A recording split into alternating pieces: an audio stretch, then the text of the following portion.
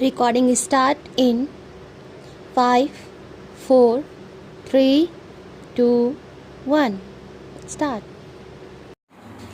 Madam Deputy Chairman, the main question for consideration of this House is whether the increase in the passenger fares and in the freights that has been proposed by the Railway Minister should have the support of this House or not.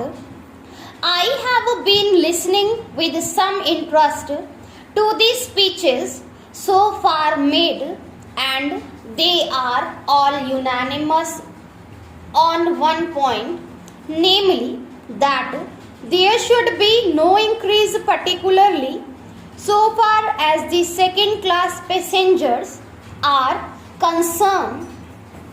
What we have to decide at present is that those friends who have emphasized their opposition to developing economy in view of our developing industrialization, in view of the fact that there is a greater demand for passenger traffic as well as good traffic, we have to develop our railway system.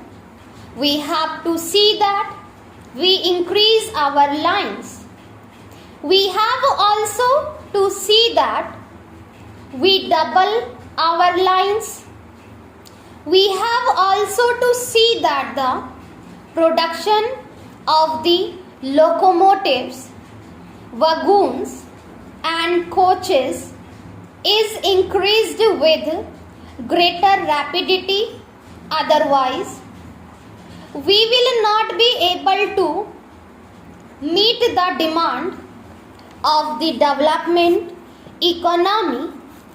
It is also agreed that according to the recommendations of the pay commission, we all feel that our workers, our laborers are entitled to DA, which will be to the tune of rupees 12 crores. There are no two opinions about it.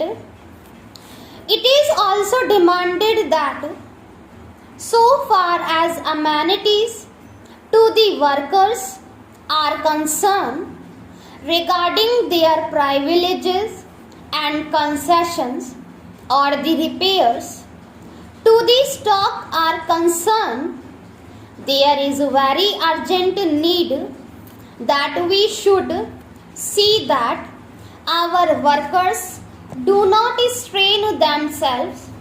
An engine driver should not be asked to do work for more than 12 hours. Similarly, others in the railways should also have further concessions so far as leisure rest and leave are concerned.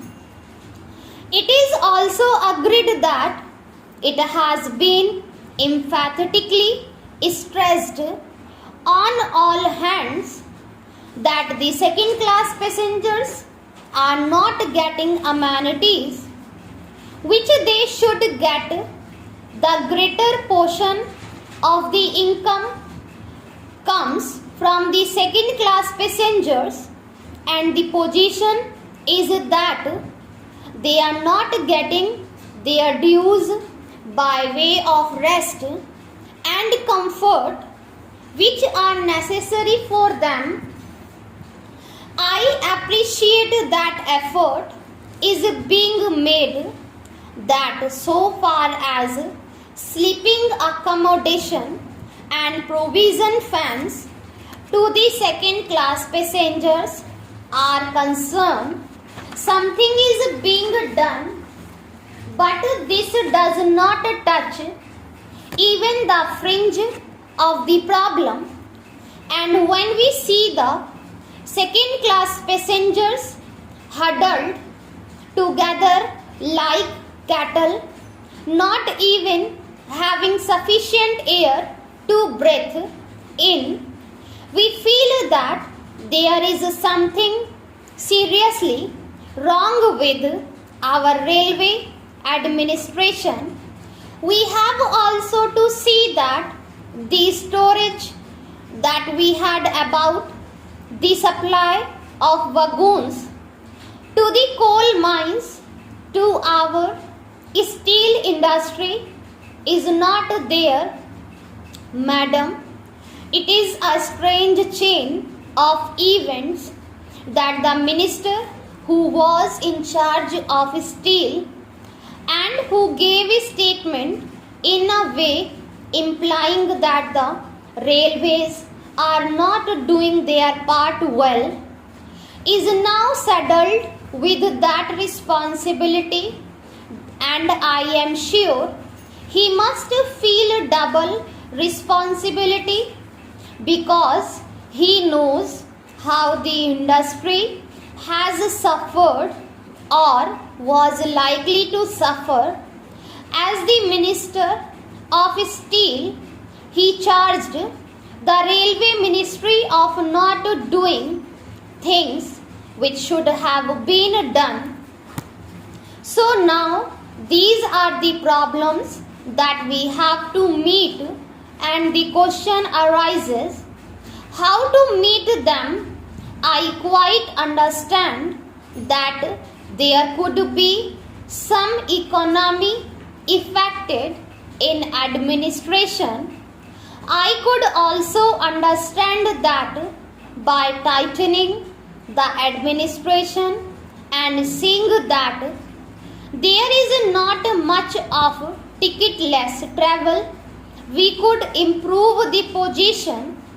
I could also understand that by taking effective measures regarding the new responsibility which Parliament has placed on the shoulders of the railway department, namely the liability of a common carrier for goods, for which they have provided rupees 2 crores, and by having all these things in mind, there could be some reduction in expenditure, but I do not think that reduction would be of a value sufficient to meet the increasing demands of the railways.